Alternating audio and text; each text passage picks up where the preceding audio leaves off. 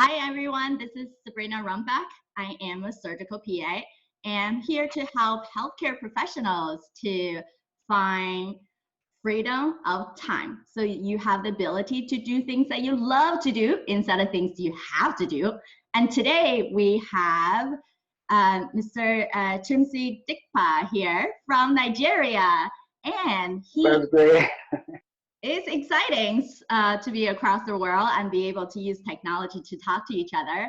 And he is a very experienced public health professional with 6 years and more experience in medical diagnostic radiography for active TB treatment. And he is a consultant for KNCV Tuberculosis Foundation Wellness and Wills intervention, which is awesome to think about the concept where you have a truck and then driving around providing care for people. So he's going to share with us his experience in becoming a healthcare professional, continued learning, which he has been enrolled in online global health course in University of Washington, and how he handles stress through the ups and downs of life. Welcome. Thank you so much for having me, Sabrina. It's great to be here. I really love this opportunity. I don't get this much opportunity to do this. So once you asked me to do this, I was so excited, and I'm happy to be here. Glad to share knowledge as much as I can and to as many people as I can. Thank you so much. Awesome. Yeah. So I created this interview. It's really more like a conversation discussion, because I think we all should honor all the steps and hard work, struggle that we achieved so far in life, and be proud of everything we have done. Doesn't matter how small, how big it is. In a societal standpoint, I think people are set in a way of don't talk about yourself, and because that seemed to be bragging. But if we can't even honor everything we did, how can we then look into the areas of life that we might potentially haven't focused on enough to support our true goal and true mission? Yeah, awesome. That's right. Yeah. Awesome.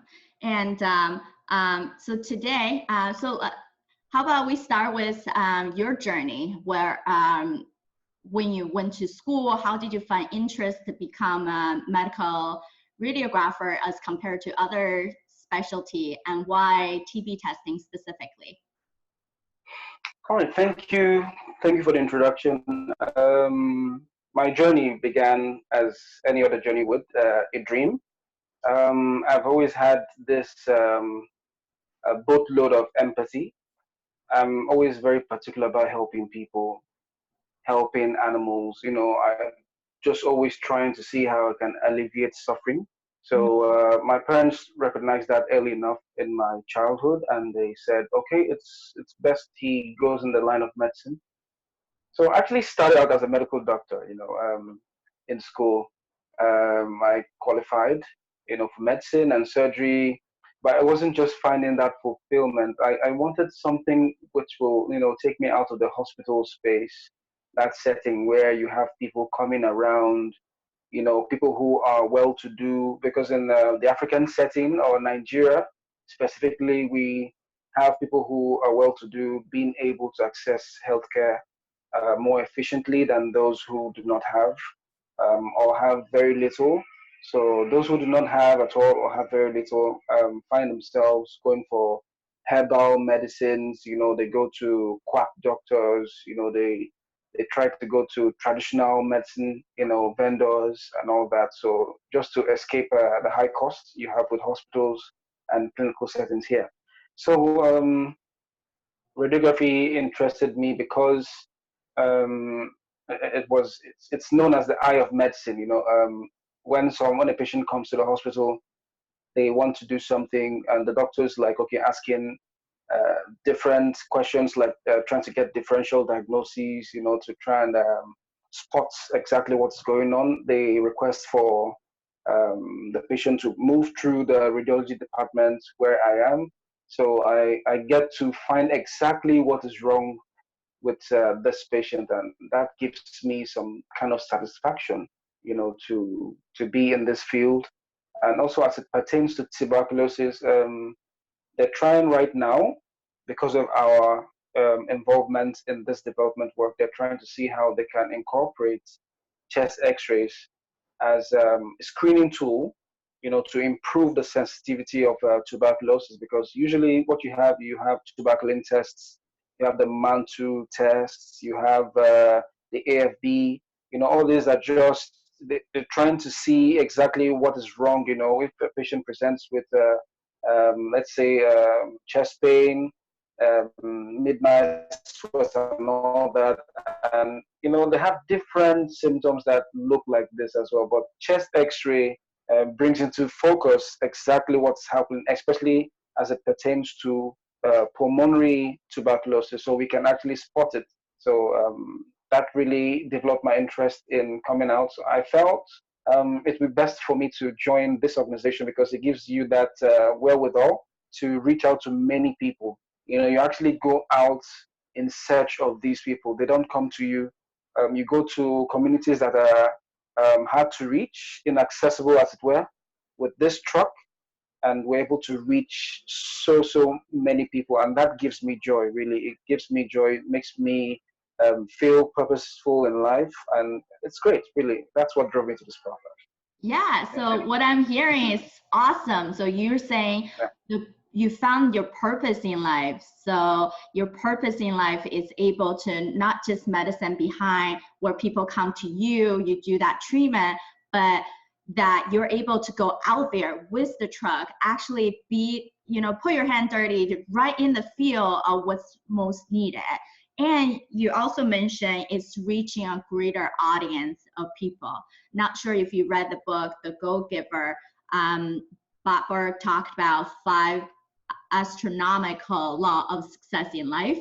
And then for me, even though he approached it from a business delivery standpoint, I think those are 5 key human laws as well. So one of the laws is called law of influence, and law of value. So value is defined on not just what you think you can provide to people, right? In the sense of, yes, I can provide this TB testing, whether it was chest X-ray or with CT scan.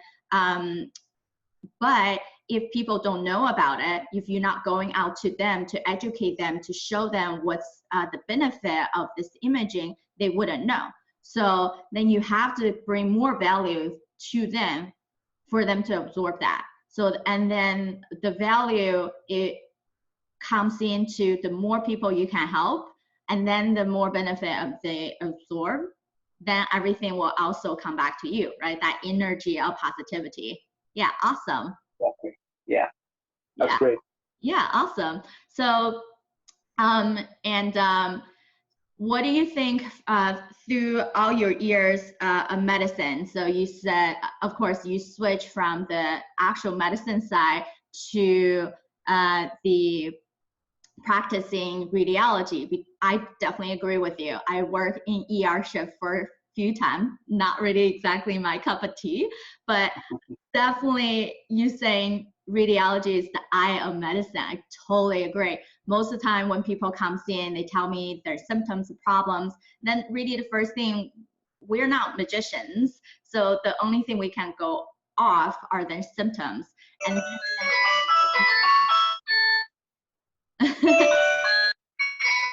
And when we do testing, then it's blood work or having a X-ray for, let's say, then coughing, as you're saying, get the X-ray done. Versus if they have a back pain and have any significant history, then we definitely want to scan their lower back and whatnot if we root out some of the more obvious things. So awesome, that's what driving your life mission. And for something that from this, I asked you also to fill out a survey just to get to know you better. And you said you when you took the holistic life assessment that I have created, looking at life as multitude, right? Not just one area, because career is just one thing, financial is just one thing, family just one part, health, mental intelligence, social support, everything's intertwined. That's what keep us going forward, right? Yes, exactly. Awesome. And then something that you mentioned is that you really have multiple pillars that you want to focus on: quality of life, financial intelligence, career achievement, and your life mission. And then so it seems like we know your life mission is to continue expanding the healthcare arena in diagnostic TB treatment, so early detection, or at least get people start treating. But how about the other areas, the quality of life, and what have you thought about to do more of in that type of pillar of life?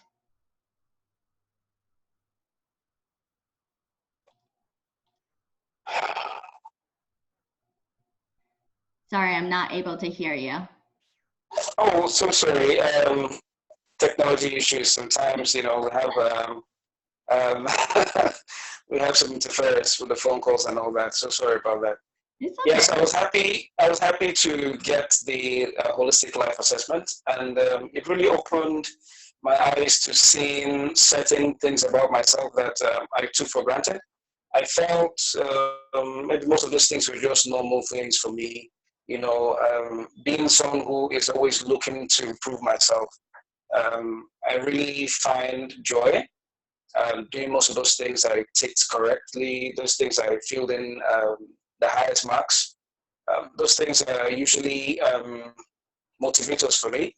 I grew up in a family where there was a lot of competition, so there's always this striving to be the best and all that. So it really improved on my strengths. But some of my weaknesses, I'm still working on them today. So I hope with this assessment, I'll be able to pinpoint them and know how to improve on them.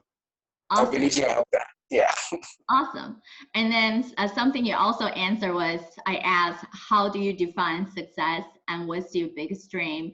And you said at the time, success is meeting a need and being able to change the status quo to a more acceptable outcome in terms of human value. Your biggest dream is to be able to be in a position to help alleviate human suffering in a larger scale, and that's a huge life mission. And I think you're already on your path there, which is really great for you to share with the rest of us. Thank you so much. It's an honor to hear that. Yeah. What would you say to our viewers when you think about able to achieve that goal, even though that you're still on the path of it, to be able to impact? Great, you're doing so, but continue to do that. What is your feeling? What do you think you will feel once you achieve that goal? Okay. Life is all about continuity. The cessation of continuity, that's the opposite of life. And for you to, you know, find a passion doing something, it means you actually believe so much in it. So it shouldn't be a case of you tiring out or feeling depressed or not motivated. Seeing a challenge, having challenges around you should be natural motivators for you. You should be looking to fulfill a need. So that will make it a bit more long-term for you. When you develop an interest to always be in the place to fulfill a need. Challenges always occur throughout life, in whatever aspect of life we go through. And being able to stand up and say, okay, I want to actually make a change here. I want to actually see that this moves this way and not that way. I want to actually bring smiles to people. To be selfless, actually, that's what should be your driving force. It should be it should be the voice behind your head at each moment in time. You should not be looking to say, okay, I've done this. I think I should rest now. Should rest on my oars. Never rest on your laurels. Always strive to be the best. Always strive to make a change. Always strive to put a smile on someone's face. Always strive to, be more human, actually. I think that should work out for. Yeah, I think that's awesome. And so from that, to elaborate on that skill, to be more human, to strive for more, what do you think is something that helped you when you're stressed out or you're feeling down? How do you overcome that stress?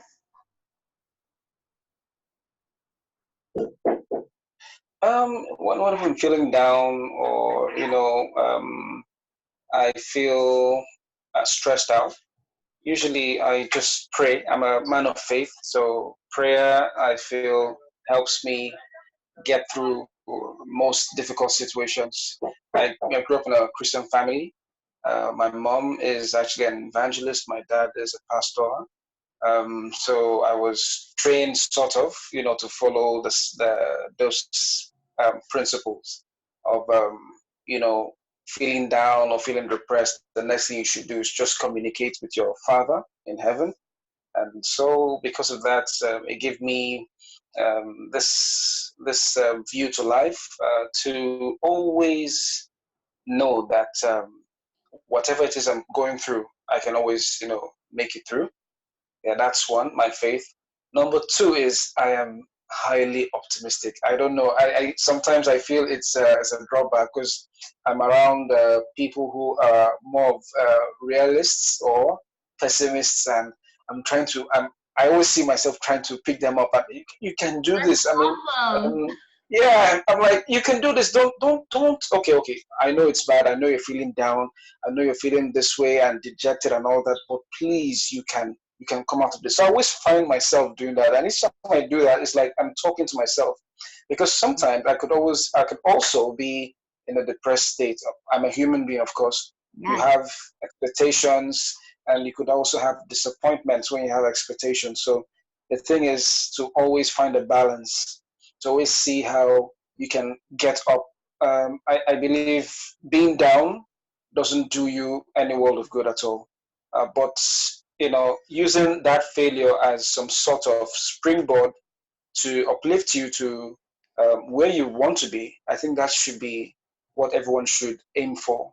Always use failures, use disappointments, use underachievements as a springboard, as some sort of platform to elevate yourself.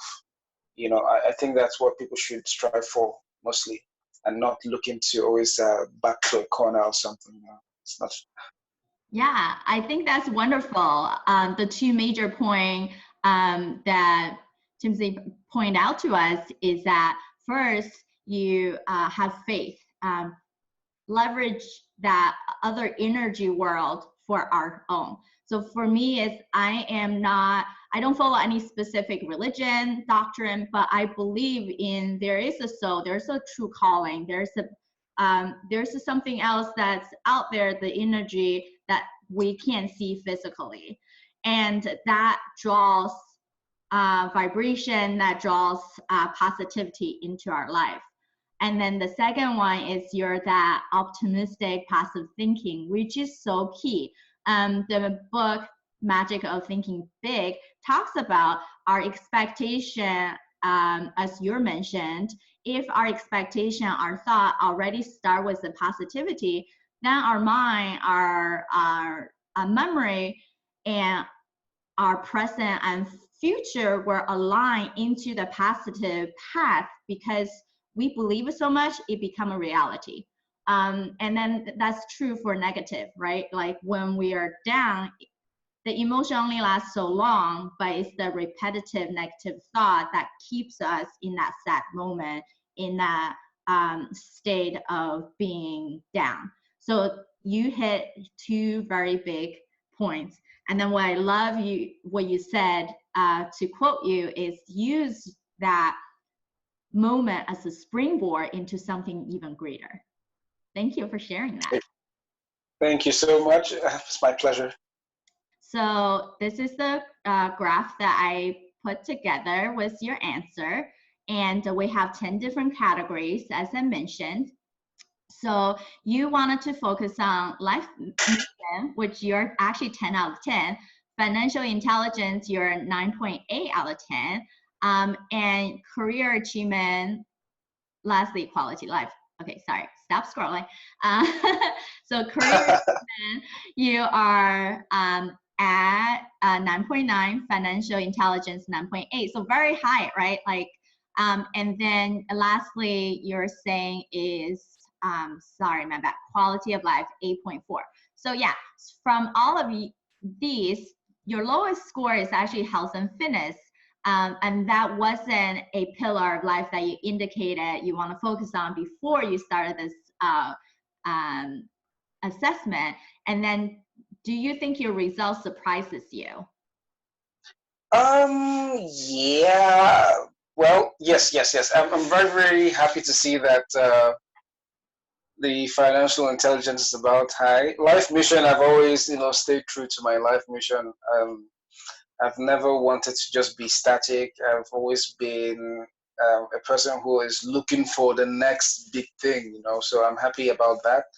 Financial intelligence, I was really hoping it to be like lower than the health fitness, so you could give me some tips, But I'm happy. I'm happy it's around 9.8. That's really great.